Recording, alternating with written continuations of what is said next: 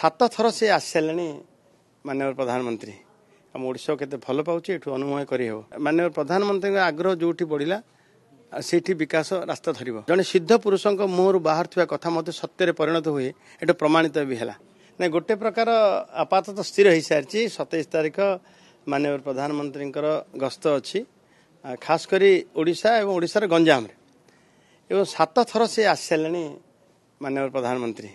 आम ओडिशा के भल पाँच ये अनुमय करहब आम जगह देखुचु वर्षा कारण विभिन्न जगह को आम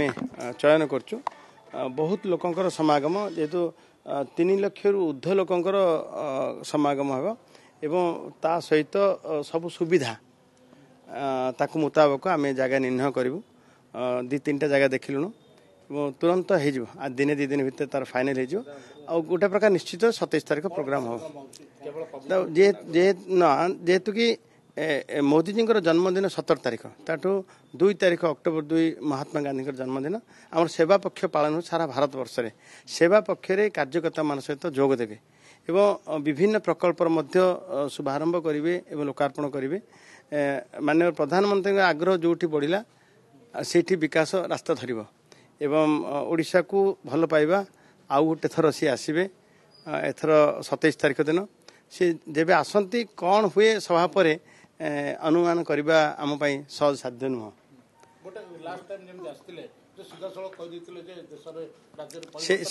से आम उत्साह से उत्साह निर्वाचन पूर्व ओडिशा संपर्क जो कथा कही एक्सपायरी डेट बतैक जाइए एवं शपथ ग्रहण तारीख बतैक जाइए जड़े सिद्ध पुरुषों मुहर बाहर थी कथा मत सत्य परिणत हुए ये प्रमाणित भी है एवं से कथा को सारा ओडिशावासी दोहरेबे सामना एते उत्साह सहित अच्छा आउ थे पुणी आसुँच जो माटी से उद्घोषणा करते जो माटी